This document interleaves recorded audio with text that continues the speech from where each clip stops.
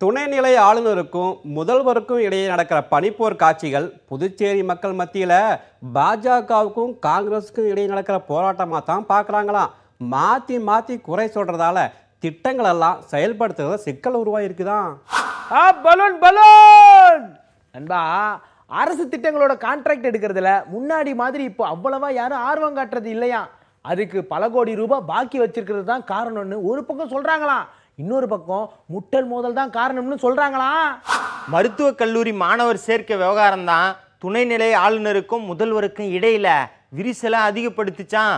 இந்த ஆண்டு மாணவர் சேர்க்கையில காலி இடங்கள் ஒரு பக்கம் காத்திருக்க, போன ஆண்டு சேர்ந்த நீட்ல தேர்ச்சி பெற்ற மாணவர்கள் செமஸ்டர் எழுத முடியாம தவிச்சாங்களாம்.